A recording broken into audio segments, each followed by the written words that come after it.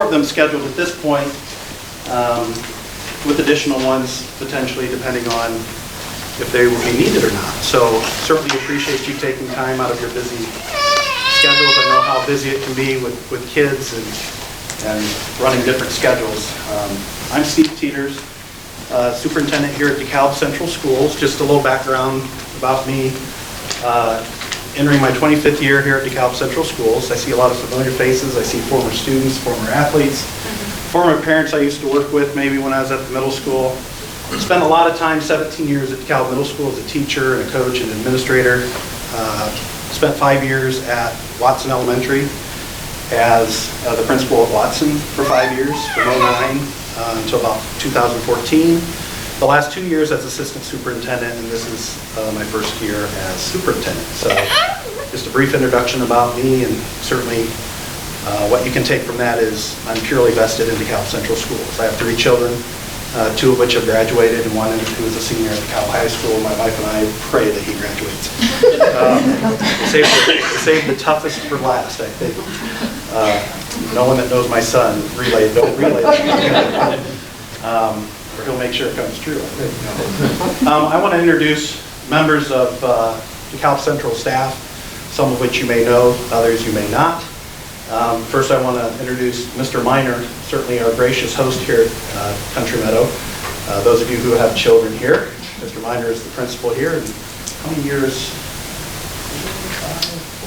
4th year here, and then 4 years in middle school prior. Outstanding. We have 2 school board members here with us this evening, Mr. Bruce Buttermore.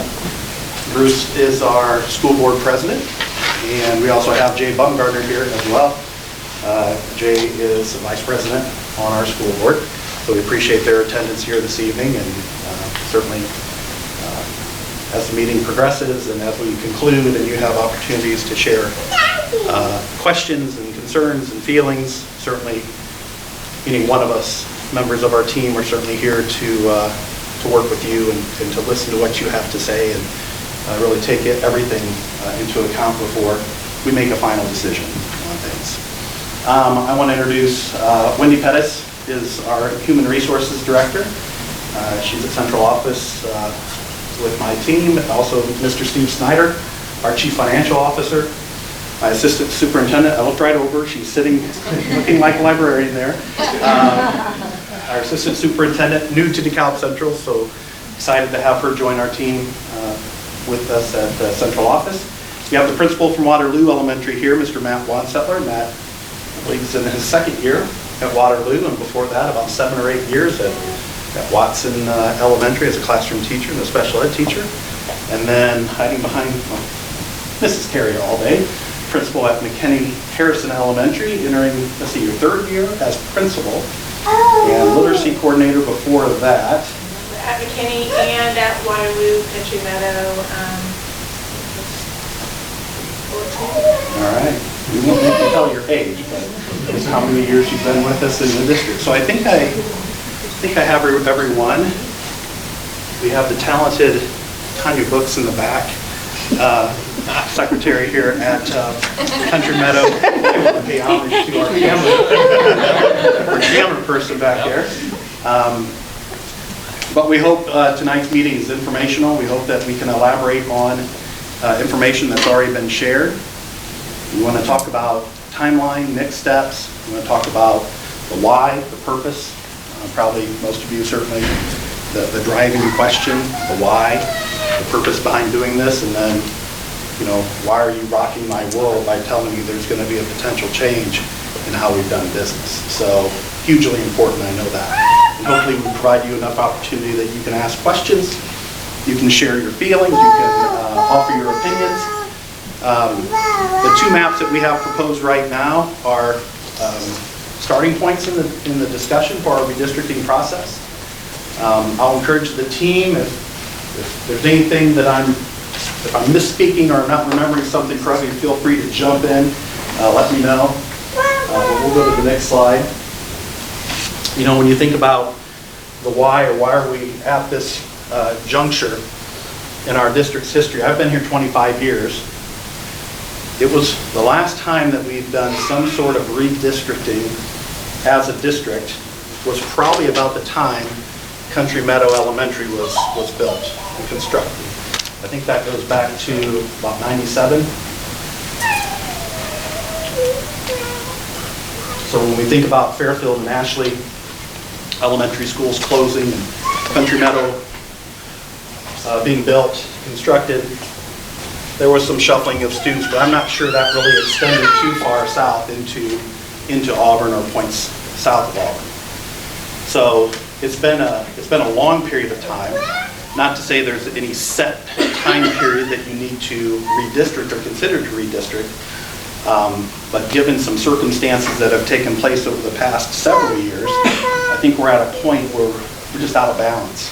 And so we do have to take some necessary steps to bring ourselves back into balance so that we're not affecting student programming, so that we're not affecting staffing. And so that's kind of where we're at. And believe me, stepping into the superintendency, one of the things on the bucket list for a superintendent is not redistricting, is not moving children from one elementary to another, an elementary that they started, they spent a number of years, and then to have them change into a different elementary. I'm only thankful that we have 4 outstanding elementary schools. We're very fortunate to be in a district that has 4 outstanding elementary schools. We just happen to be in one of them here this evening. You know, sometimes visuals tell the story, so I'm not sure I need to add a lot to this visual, other than if you think of 2009, many of you, in the manufacturing industry or in the labor force really in general, when the recession hit, we saw a big downturn. We saw manufacturing jobs leave the area, not only the Auburn area, but DeKalb County, Indiana in general. This chart would apply for many of the districts surrounding us. The exceptions to that would be the Carrolls of the world, the Homesteads of the world, the schools that they call the donut schools around Indianapolis, the Avons, the Zionsville, the Westfield Washingtons. All those schools have been growing substantially. But this is a situation, this is what we're accustomed to at DeKalb Central. And if you look at neighboring districts, you'll see much the same decline in enrollment from 2009 when jobs left the area, families left the areas, and that meant that kids left our areas as well. So if you take from 2009 to the fall of 2016, that's a total of 427 students that were down in total. Now, some encouragement, some positive signs for us has been as we work with our demographer, who's Jerry McGibbon. We do a demographic study every 5 years. It appears as if the decline is ending and we're starting to stabilize. And then what we would like to see as district leaders, as school leaders, we'd like to see the upturn in enrollment. And we really think what we're doing at DeKalb Central, what we're doing in each one of our schools, what our middle school and our high school has to offer is really a draw for people outside of our district. Just in our K-5 population, we have over 100 students who come to us from outside of the district. It's a good indicator that you've got things going on that people want to be a part of. So we would certainly want to continue that. We want to see that grow. 427 students. If you think of our funding formulas, Mr. Snyder, and we'll put you on the spot, but just a general amount per student the school district receives in general funding? Roughly $6,500 per student.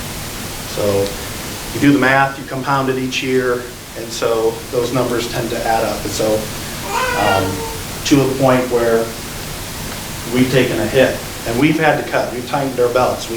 Those of you who have been involved in the schools, you'll know. If you've been involved in the schools for any great length of time, 3, 5, 7 years, know that we've tightened. We've had retirements. We haven't filled those retiring positions. We've done less with paraprofessional positions. We've had fewer hours that we've been able to draw upon. But we've just been doing what's been responsible, in my opinion, to be able to maintain student programming and our staffing that we have. Next slide. So, kind of gives you the rationale behind it. We'll talk a little bit more about the rationale and purpose as well. If you haven't accessed the maps online, they're much better online. They're kind of hard to look at in physical print because you really can't drill down and see any great resolution.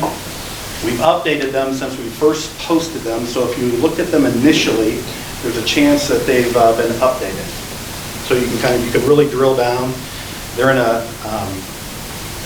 they're on a Google forum on our website. So if you have a Google account, you should have no problem accessing from your mobile device. You should have no problem accessing from a laptop or computer of some sort.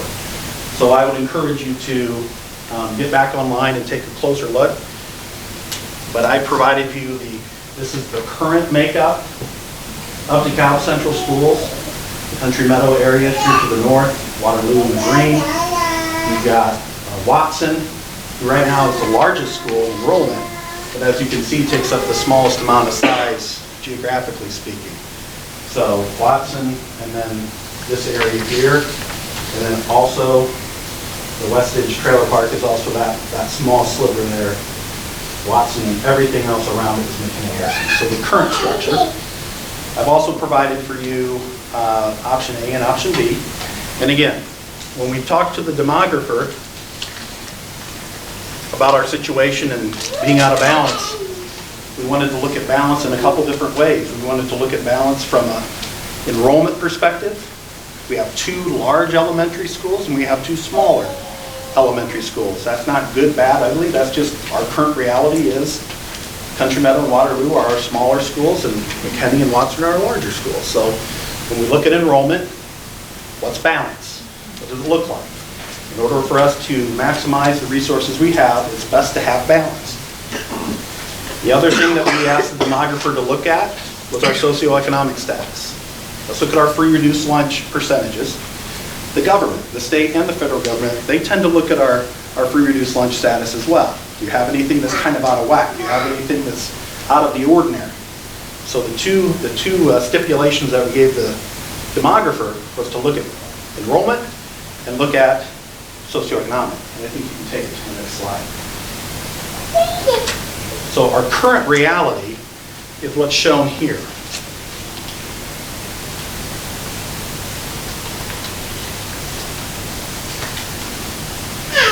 Our free reduced lunch, and actually from 09 till now, we had free reduced lunch percentages shortly after 09 that were in the 60% range across the board, and almost 90% in Waterloo. It was a tough situation back in those years, but we gradually have grown out of that. You can see the individual percentages for each of the schools. Every school has improved from that point. The enrollment is what you see here, and I've coupled Watson and McKinney together, and I've coupled Waterloo with Country Meadow. And the side note for Waterloo, of the 320 students that are at Waterloo, 96 of them are in our preschool program. So they're 4-year-olds. So you really have to carve them out of that pie to know that we have about 224 students enrolled K-5 at Waterloo. So when we talked to the demographer, we said, what can you do to help us? What makes the most sense? We're not experts when it comes to an elementary map or where the different boundary lines are drawn.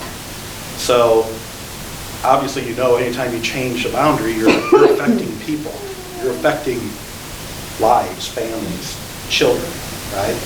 So something that we're very, very mindful of and very appreciative of all the feedback that we've already received. So if you've been one to reach out and provide feedback, it's being reviewed, it's being taken into account, into consideration. Appreciate it. So keep it coming. Something to keep in mind when the demographer took the 2 areas of enrollment and socioeconomic, the one that he was struggling with, regardless of what he did, he couldn't really make the socioeconomic balance. And if you look at our district, I'm not going to go into detail, but there's certain pockets in our district that simply there would be no good reason to draw certain lines through the middle of certain areas to try to get things to balance out from the socioeconomic, because you'd be creating all kinds of issues from an enrollment perspective. So with permission, I told him, let's focus on enrollment, because enrollment determines a lot, how many, for staff programming, for student programming. Let's focus on enrollment, and let's see if we can benefit from any socioeconomic benefits from that as well. So these were numbers based on our fall count. So they fluctuate a little bit, and it's really kind of interesting to see how a lot of these kids, if they move, they just move to one of our other schools. There's a lot of mobility within DeKalb Central Schools. It's really quite interesting, fascinating when you think about it. All right, Mr. Minor, I think you can advance that. And again, if you have questions, there'll be time at the end to kind of just, pick my brain, and if we don't know the answer, we'll get the answer to you. I'm not going to tell you we're going to know the answer to every question that you have, but just trying to do our due diligence to make sure that you understand the reason why, the reason behind it. So the rationale to continue on that point, we're looking to more efficiently use our resources among our elementary schools. I think that's obvious based on the numbers that you see of the enrollment. I should also point out that we have special programming that occurs in some of our schools too. We have, we call them co-op programs. We belong to the Northeast Indiana Special Education Cooperative. And we have a very special group of students who are high-risk students that come to school here. And they even come to school here from areas like Butler and Garrett. Country Meadow is fortunate enough to have an early intervention class. And these are little, and these are our littlest kiddos with the greatest needs in our district and from across the county. They have a morning and an afternoon program here. And those programs are not going to be affected through this redistricting process. And I'm not sure we've put information out that has stated that. Those decisions are made through case conferences for those special needs kiddos. And so the early intervention students are here, and they're placed here based on their case conference and based on their individual needs. I should also mention that at Waterloo Elementary, we have kindergarten through 5th grade functional skills classrooms. We have 3 different classrooms. We have a K-1 classroom, a 2-3 classroom, and a 4-5 classroom. And again, those students come to us from all across the entire county into that program at Waterloo. Those kiddos are not being affected. Those are case conference decisions, again, made what's based on the best interest of those students based on their special needs. So I'll put that out there just to make sure we know that. Classroom sizes, I had to update this. I had 18 to 30. We actually have a couple classrooms in the district at 31. So we're hoping that by performing this, by doing this, going through this, something that we can benefit from is to create classroom size balance across the district. So we have a lot of imbalance across the district, and any teachers here probably are well aware of that. How in one year you might go from 18 students to the next year you might have 29 students. So anything that we can do to help create more balance in the classroom, I think sets our teachers up for more success. Although I will tell you, our teachers are phenomenal. It doesn't matter if they have 18 or 31, they do a phenomenal job. They really do. They rise to the occasion and they just get the job done, regardless of how many kids they have in their classroom. Through this process, I spoke of those 96 preschool students at Waterloo. Next year we will have preschool, four-year-old preschool programs in each of our 4 elementary schools. This is something that has been extremely well received, seen as a very positive. I've had numerous parents contact me, interested in 4-year-old preschool. It's kind of that step before you get into kindergarten, and to move those into the elementary schools is something that bodes well for a smooth transition from preschool to kindergarten. So we're excited about that. It is something that we're able to do if we balance. If we don't, we're not going to have room in all of our buildings. More efficient use of transportation resources. If you look at your maps, you'll notice, if you think of the elementary, 4 different districts, so we have 4 different routing systems that happen in the elementary. So buses that deliver to Waterloo only deliver to Waterloo. Buses that deliver to Watson only deliver to Watson. So if you start looking at the different boundary lines of the 4 elementary districts, you can see that there's a lot of efficiencies that can be created. Again, This wasn't the first consideration. Again, it's that balance piece. But if we're looking at rationale or purpose behind it, we gain quite a bit by being able to maximize our transportation routing, which then helps to maintain our transportation funding and budget. Lastly, allows for growth. We know that at DeKalb Central, we have 100 students who come from outside the district. We know by balancing, we can also create additional opportunities to allow for growth in each of the 4 elementary schools. Some of you might be thinking of neighboring districts around us, and I won't name them by name, but we do get a lot of students from neighboring districts. And so some districts are large, some are small, and so we have set up an opportunity to allow for growth, not only from out of district, but also from inside the district as well.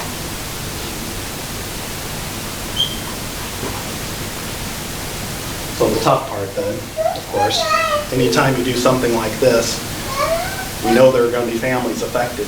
We know kids are going to be affected. And tried to narrow it down to the specifics because I didn't want people worrying if there wasn't going to be an impact. So I tried to narrow it down the best that I knew how for the students that may be impacted. So it could potentially, you're probably here because it could impact you based on what the decision of moving forward. Students currently in kindergarten through 3rd grade, students who have yet to enroll in preschool or kindergarten for next school year.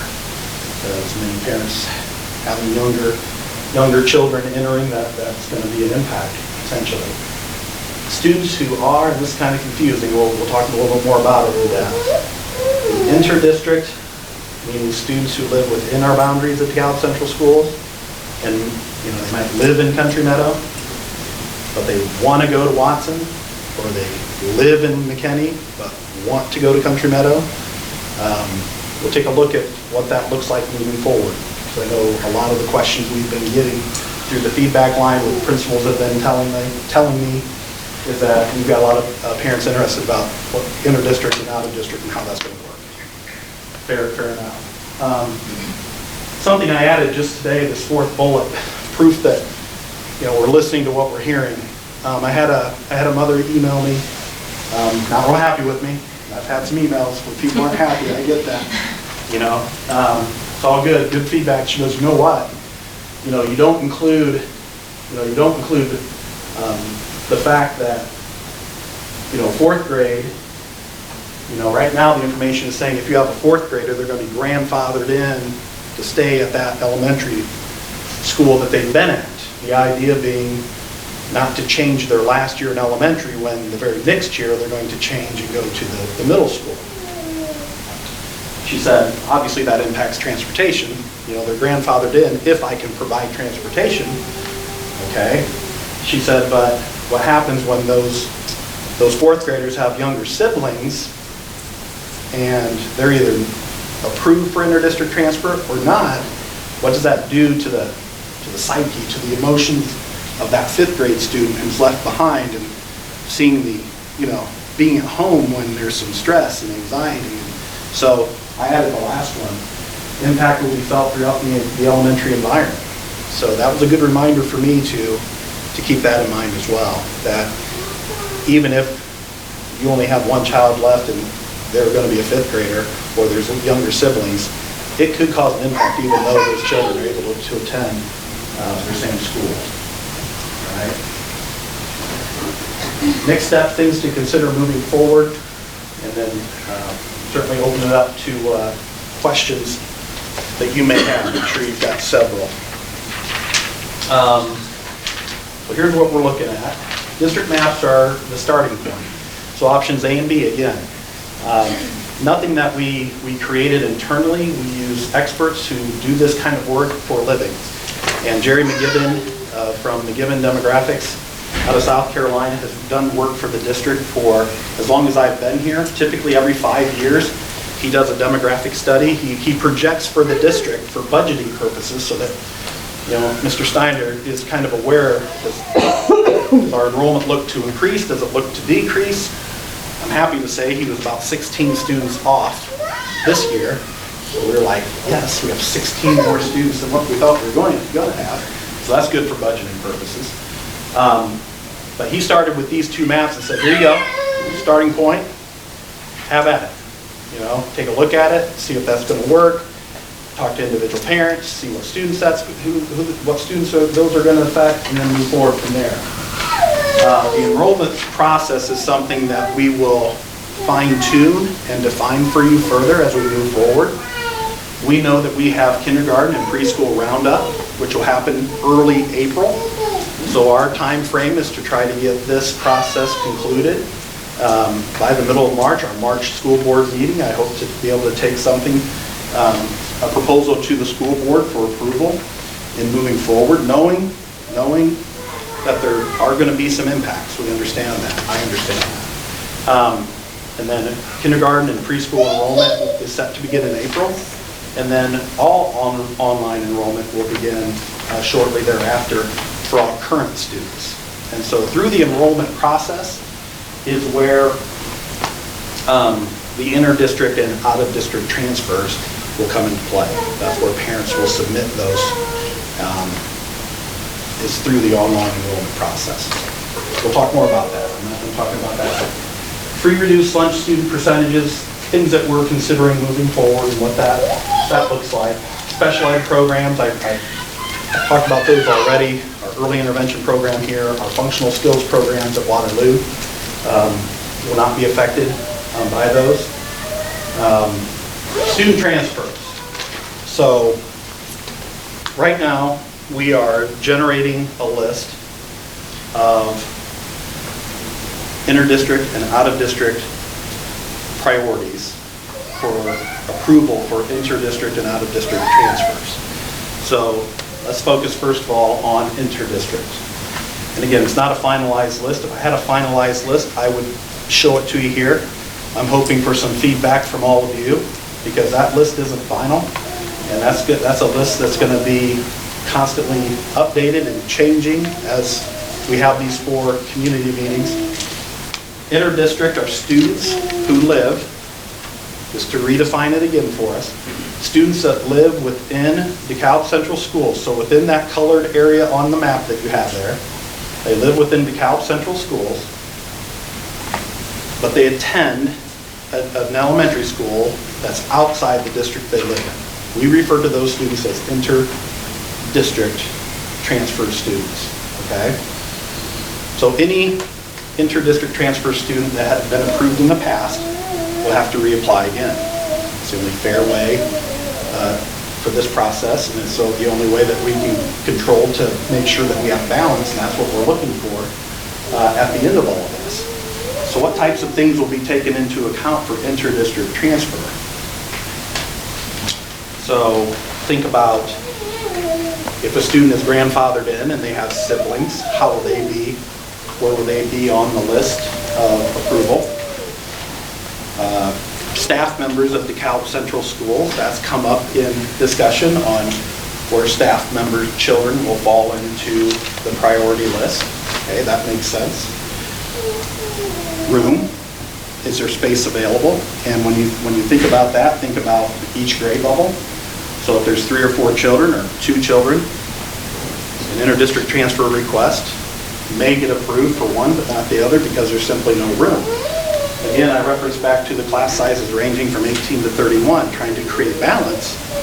So if there's room within those grade levels and at those schools, then it's more likely it will be approved if everything else falls in line. Other things, and you can remind me, Lori, I'm forgetting some of those other things on my list.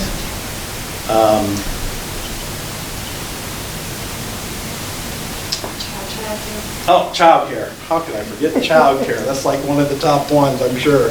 Childcare is one of the largest reasons right now why parents request an inter-district transfer request. We're looking at means of being able to verify childcare.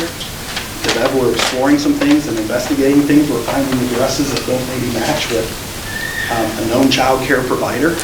So we have to figure out what verified childcare means. Thank you to my my team over there for bailing me out on that one. Brandings. That has come up through feedback, that's come up through conversations. Our 4 elementary schools have a different flavor to each one. They're going to be well-rounded students regardless of the elementary school. But we know at Country Meadow, they're getting that leader and lead flavor, right? Which is awesome. Every time I come here, I'm just enthralled by what the kids are doing and their leadership skills and capabilities. And Leadership Day is always a fun thing to visit with the kids in charge. And so, you know, you think of McKinney Harrison, the Reading Writing Project, and their partnership with Columbia University. You think of Watson Elementary and their tie to the International Baccalaureate, being globally minded students. You think of Waterloo and the UTech Network and the project-based learning that they have going on there. All great things in our district. And so some of our parents have come in from outside the district because I really like Leader in Me, or I really like project-based learning. And some of our inter-district transfers have taken place for the same reason. So that will end up on the list. It's just going to be prioritized. I'll tell you now, childcare will take priority over branding. Okay? But we haven't finalized that list yet, and as soon as we do, we will communicate that out. We may have to come together and do it again. You guys think of anything else? There's other things on, we've got a lot of different issues to kind of work through on the prioritization list. Out of district, again, some of the same things come to play. Is there room? Is an out of district student in good standing? What does that mean? Meaning, do they have good attendance? You know, if they're coming from out of the district, that's great, but if they're not attending well, I'm not sure I'm going to approve them. It hurts our attendance rate, it hurts them. Some of our inter-district is also based on attendance as well. We have parents that really want their child to go to X school, but then they're not able to get the transportation there, and then the student ends up missing a lot of school, and that's not going to benefit anyone. If they lived in their home district, bus transportation provided, that might be a better solution, a better alternative. So I know you're probably wanting a list of the inter-district, out-of-district priorities, but they're simply not established yet. And I would be remiss if I shared out a list to you prematurely and had people walking away thinking they understood what the priorities were. Okay? Timelines, I shared briefly about the timelines.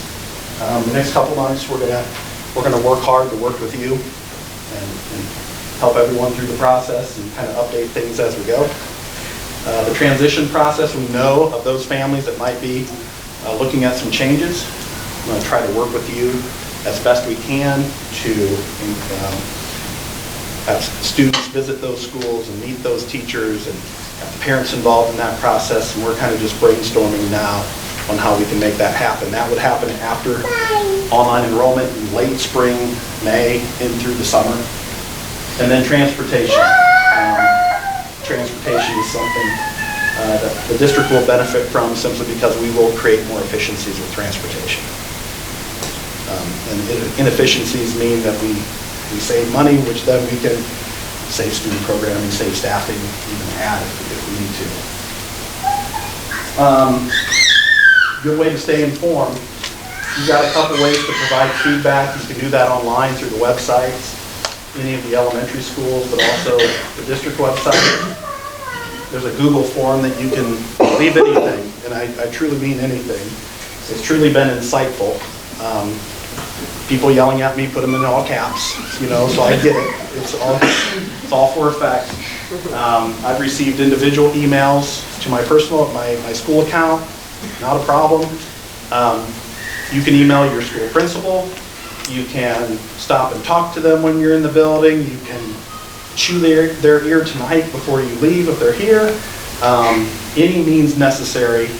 We want to hear from you. You have a feedback form that if you don't feel comfortable bringing something up in this form, you can certainly leave it in print. And if you want us to get back with you, we will. We'll add it to the list of the other feedback that we've received up to this point. I think I've done more than enough talking. I think that's probably, now it's your turn. I'm gonna grab a drink of water though. And then I'll hope that my team can kind of back me up here. Questions? concerns, comments? So can I just clarify on preschool real quick? Yes, sir. Because I think we didn't talk about, you talked about, that we carve out that student count out of Waterloo's count. The reason we do that, that's not a state-funded program, so we don't get that same 6,500 per pre-K kid. We hope to get to that point at someday, but that is totally funded by outside grants and gifts that we get, in addition to small tuition that they pay to attend there. So I just want to clarify why we carve that count out of when we look at Waterloo. Thank you, Steve, I appreciate that. That's a good point to know. And if you go on the Indiana Department of Ed website, it's doe.in.gov, and you click on enrollment, the numbers that I shared, we'll put this slideshow along with the other district websites so that it's there. We've recorded it, so as long as time, you got my good side. There is one. We'll get that posted. So people who were able to be here can kind of get the gist of what we were discussing tonight. But if you go on the DOE website, DOE counts those preschool students. But as Steve mentioned, for funding purposes, and that's where it all comes to, that's what is meaningful for us as a school. We got to have the funding for the programming and staff. I took those numbers out. So if you see there's a discrepancy there of a few kids here and there, that's why. So full disclosure. Okay.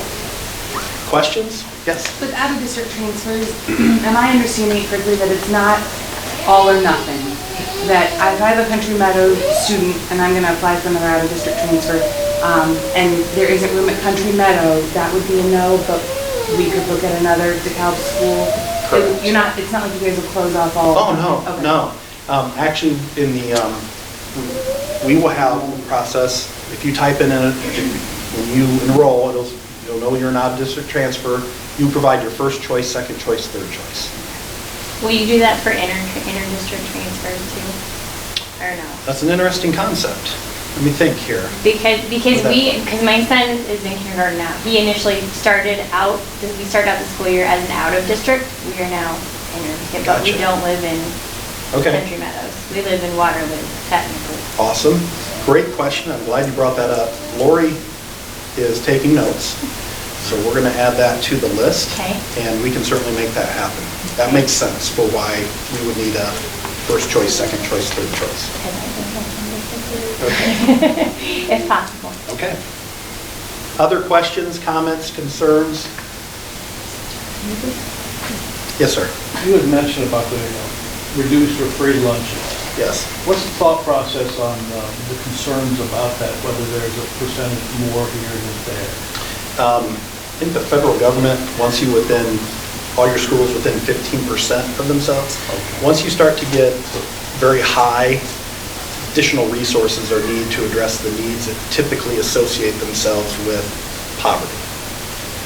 And so you can find yourself utilizing more resources in one location, even if it's a smaller building. Okay. The federal government, that's one of those that the federal government will really keep an eye on too. Other questions, comments, concerns? Yes? We are in the district of Country Meadow, and in the Alliance, not a problem with that. My concern is that looking at the slideshow that you had online, that you had the whole thing. Oh, yeah. There was a number of, like 16 more kids that would be coming to Country Meadows. What class sizes are you looking to head towards? Because right now, my kids are at 29 and 28. Yeah. I love Country Meadows, don't get me wrong. I love Mr. Minor. My wife and I both support the school quite well. We volunteer here. We love this school. But 29 and 28 is a little bit much for the kids to be in. It's a great question. And so to kind of take you through the process that we use at the district level, even now would be a time that we would step back and take a look at current classroom sizes and start planning for next year. And so have they gone up since the beginning of the year, down from the beginning of the year? we reevaluate those all the time. I'm not going to tell you, we place no cap because there's no guarantee, because mobility and kids move, and we can start at 28 and be at 32 tomorrow based on enrollment. Or we can start with 22 in a class and be at 17 because just for all those reasons. Ideally, I mean, kindergarten teachers would tell you that they really want to keep it down around 18, 20, 22 at the most, you know, but I'll tell you right now, we're not there. I've got a kindergarten class with 27 students in it. And the teacher that's in that classroom is doing a phenomenal job because she's a phenomenal teacher. So it wouldn't matter if there were 18, 27, or 32, she's going to get the job done. It's not ideal though, by any stretch. The older the student, typically the larger we can go with the class sizes. So that's the thought process. So when we look at, okay, additional students coming to Country Meadow, or students asking for inter-district transfers to one of the other schools, we know that there may be some teachers, some teaching positions that shift schools as well. So there may be 4 sections of 4th grade at X school, but if because of this balancing process, they don't need 4, that teacher will be shifted to another location to help balance someplace else. And the teachers are anxious about that too. I think I can probably say that, yeah. So, but they're excited. I think they like the idea if we can gain more balance across the district. I think they would favor that too. Other questions that you have, or did I answer your question? Yeah, I mean, it's just, when you have a student, our kids are good kids. I mean, behaviorally, educationally, they're doing well. But when you have a child like our daughter who's very shy, not at home, but at school, she's very shy, she can at times fall through the cracks. Gotcha. Because the teacher is a phenomenal teacher. Again, I love Country Meadows, I really do. Country Meadows has been a phenomenal school for our kids. But she can fall through the cracks because she's not that well. Fair. So, that's a concern. Okay. And again, I love the fact that we have 4 awesome elementary schools and do a great job. And I know there's going to be some changes, but I want you to pay attention when we communicate out about the intra-district and out-of-district. I think that'll be extremely important when you start looking at those lists. And we will prioritize. Inter-district will have priority over out-of-district. Okay? Within our borders, you're probably going to get priority over. The one exception to that would be staff. I feel strongly that staff, because they work for the district and they work here, regardless if they're a teacher or work in food service, I'm going to give them priority. For full disclosure. Yes. Have you ever thought about like student teaching or in larger classes, or is there funding for that? You know, student teaching, we love student teachers when we get them from universities, and we work with a lot of neighboring universities like St. Francis and Trine and Ball State and Indiana Wesleyan. We don't have to pay anything for student teachers, and we gladly welcome them into our schools. I really let the principals determine how many student teachers they have with them. You can have good experiences and you can have not so good experiences, and teachers are under a lot of pressure, and I will tell you that it's extremely difficult as a teacher to want to give up a lot of your control, especially if it's not a good experience. So I think we do a good job of balancing. Mrs. Pettis, along with the principals, kind of really look at that, and really it gives us a snapshot too of maybe some future teachers down the road too. But yeah, we take. What was the question again? Have you thought about Using more student teachers. For the larger class sizes? Like if you have 31, Gotcha. you know, if you have 2 teachers, and then maybe, like she was saying, that she felt like her daughter might fall through the cracks. You know, you have more one-on-one with 2 teachers instead of 1. Also, Not to take away from the teachers, absolutely. you know. I think maybe also what you might be referring to like is a classroom aide. Or teacher's aide. Yeah, exactly. Yeah. In a perfect world, that would be wonderful to be able to have aides just available to assist one classroom. I can tell you, paraprofessionals they're jack of all trades, and Elementary principals are allotted a certain number of paraprofessional hours, and then they know their buildings, and so they work with their school staff, and they determine on where those needs are. I can tell you that most paraprofessionals, unless they're in maybe our functional skills or early intervention classrooms, where they are needed based on the severe needs of little kids, they're all over the place. They're bouncing in and out of rooms, and we just don't have the resources to designate one aide or one para. I'd be hard pressed to find a school that can do that, or a district in this date and time. So, other questions? All great feedback, good questions. Is there a website that will give me a more in-depth student-to-teacher ratio? Mine goes 18, 18, 22, and 20 Okay. to 1. That's all I could find. Do we have an inter-school relative? Because somebody was saying 29, and it's not on, I couldn't find it. Right. If you go on the DOE's website, it's going to be distorted because it's going to take into account all the staff that you have there that are involved in assisting kids. It's not going to take into account. Is that the numbers I've got? Is that what you're talking about? If you went in the DOE, that's probably the number you have. Okay. Because what the DOE is looking at, for example, the guidance counselor is a certified teacher, staff member. They would be counted, and they don't have a designated classroom. Okay. I can tell you just in all four. Specialist teachers, Yeah, your special. music, art. Literacy coordinators, some of those specialty areas are included in that count, which then make the class size look a lot smaller. Right. I can share with you, if you want to contact, I wouldn't put that information kind of out. If you reached out to me, I would tell you the average for this grade level is this, and the average for this grade Right. level. Walking in here, I'm going, well, there's no problem. Yeah. Those numbers Yeah. are not too much. 22 is the highest. Oh, You know what I mean? like every teacher. Why are we redistricting? You know? I can show you in more detail. I won't show you with the teacher. I don't think that would be appropriate, but I could show you an average per grade level. There's one sitting behind you, so you might want to... You can just turn around and ask her. If she tells you, that's fine. That is a good question. Because on the web, the DOE, it distorts it because it's taking into account all your certified staff members. I think it even counts, the principals even in that number too. And although Mr. Miner and the others have one large classroom, they're not directly tied to one all day, every day. Other questions? How did the map change? The one that was the original one, you said that changed Okay. from a week ago, or? It didn't change. I put a higher resolution map available online.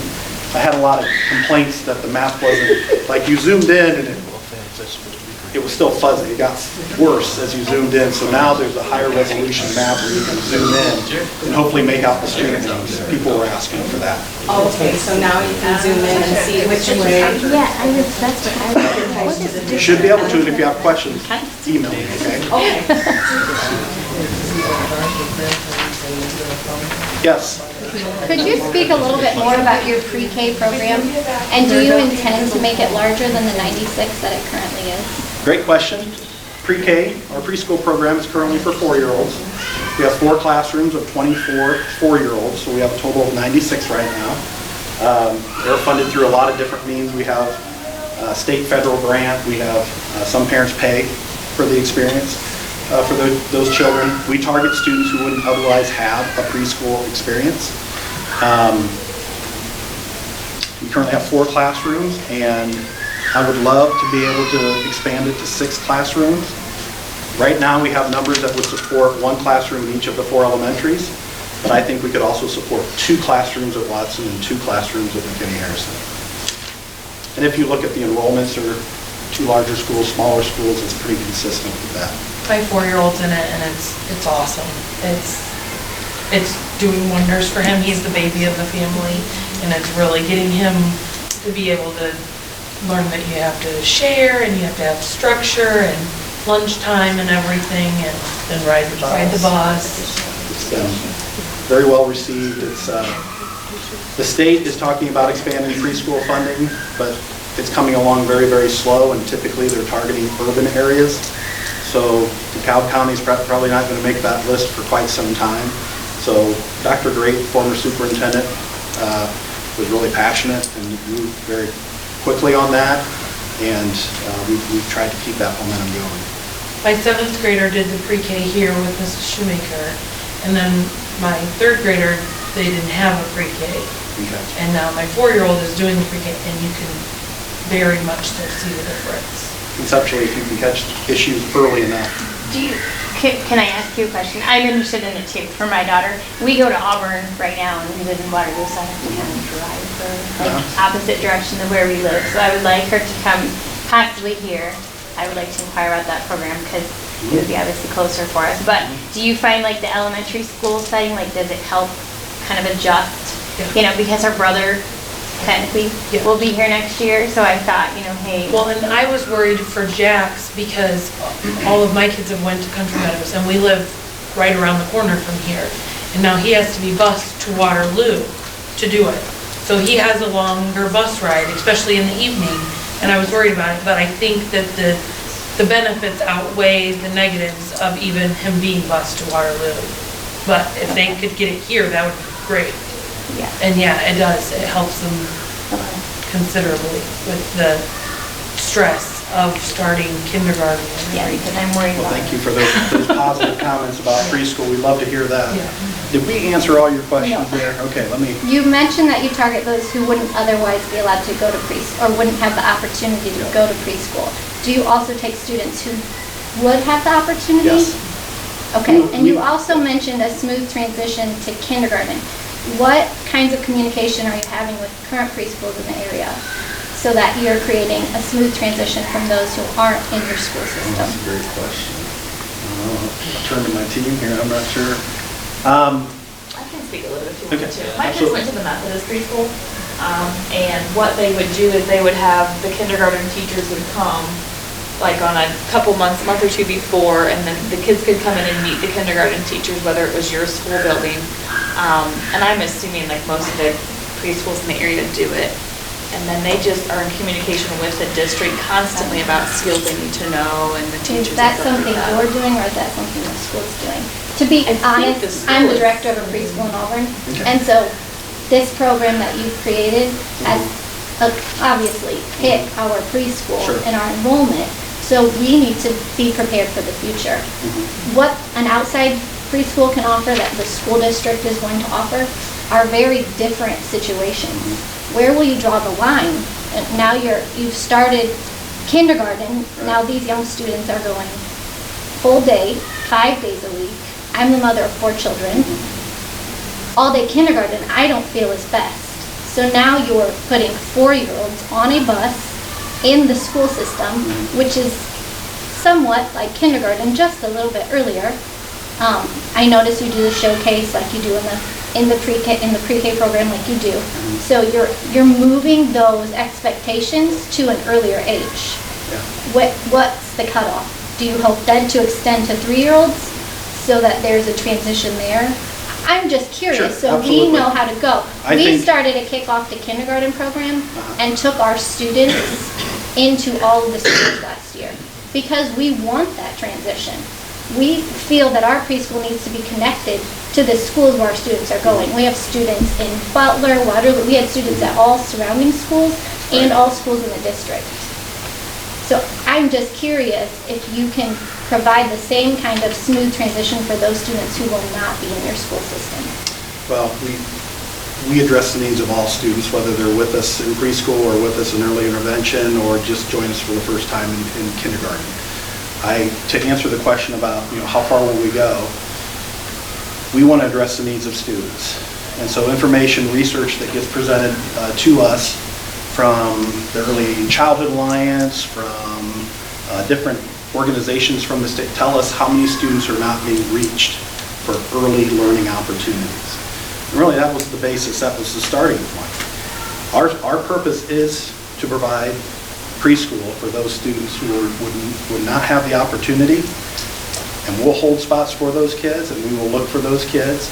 But at the end of the day, if there are paying spots open and someone wants to, I'm not going to stand here and tell you I'm going to turn people away when there's opportunities. I will tell you that we've been able to address speech and language issues at a much earlier time in that child's life, some other cognitive issues or developmentally delayed issues that we see with those students, we're able to bridge some gaps that otherwise, if we don't see them until kindergarten, we've lost a year or we've lost 2 years. So I'm not sure what the end goal looks like, but I know this, I feel strongly that if students are in need of early learning opportunities and we can help provide that, I think we'll continue to try to provide it, knowing that it's not state funded, it's not, unless we get grants and private funds, that's the only way we can make it happen. I want to make sure I answer your questions. Nope, I got it. I do have a question though, as a parent. Yes. If you fall, what happens if you fall on the line? By looking at the map here, we fall on the line, and by looking at the current map, it says that we're Waterloo because we're on north of 36. However, our students attend McKinney-Harrison because that is our school district. Okay. So by the new A and B options, we fall completely into Waterloo by looking at the map. Okay. But however, since we're currently looking at the current one and we're on the line, but in McKinney, how does that? Good question, and we can provide clarification based on these two options. If you stay after and get your address to Lori, we'll get an answer to you, okay? I don't want to misspeak. I don't want to try to look at that map. It's kind of hard to read that fuzzy version. What's the time for preschool? So is it the same start time as, or is it later in the day? Our preschool is a pass to quality level 3, which mandates we have a full day kindergarten. I think they get there around 8:30, and they're there until about 1:30. Okay. They do breakfast. So it's a little shorter than Yeah. normal day. It's within, it's considered full day, but it's within the normal elementary school day. 8:30 is like almost an hour and a half later. What about parents that, because you're talking about kids that Yeah. wouldn't go to preschool normally, those are the Right. parents that, is there like a drop zone? Like, you know what I mean? I have to have A holding pen or something. Yeah, do you know what I mean? Like, And I think you probably have to coordinate with those just close if to you you. just on your Yeah. own, okay, okay. Yeah. I didn't. And for some of those kiddos at Waterloo, it is a longer drive. If you think of Waterloo as the. But if you have it at every. Yeah, then it yeah, won't so we're excited. Right. And they Follow have that a nap group. time. They lay down, they don't take a nap, but they lay down. So it's not like it's an all day event. Other questions, comments? And again, if there's somebody you want to talk to, stick around. I'm more than happy to talk to anyone that has additional questions or thoughts. I do have a question for someone's not here. I almost forgot. Her daughter rides the bus from here to New Hope and Waterloo for after school care. Will those quit? Will those transportation opportunities that leave like Country Meadow, Home District, will those stop? I'm looking at you, Lori, to capture that. I am. Okay. Good question. There, we go to Auburn. and Yeah. There are some- I'm the same way, because my son gets dropped there too after school. There are some high traffic Yeah, I areas wondered if that, those would continue. the Y is another one in Auburn, so we're going to capture that. And So maybe that's an option for preschool. yeah, I don't want to commit to this. This is being recorded. But I don't He think will that's a pick 'em up pickup and option. drop Isn't that what you're referring to Or- as a pickup? Yeah, it's only a drop. Yeah, I don't think it's a pickup option if I'm not It's only mistaken. for after-school Right. childcare. Right, I think. Anything else? I want to thank you again for being here. It's been a great audience. I appreciate the questions and the thoughtful reflection and feedback. Not an easy process, but I know we'll get through it together, I promise. And my goal is 2 weeks into next school year. That's where I keep reflecting through, because I am convinced that regardless of any change, you get 2 weeks into the next school year, you're going to love their teacher, you're going to love their school, whether it's the same school or a different school. I firmly believe that, and you can call me up and yell at me if I'm wrong, okay? Permission. You're on recording. So, thank you. All caps email. Thanks to Country Meadow for hosting, appreciate it. Thank you. Yeah.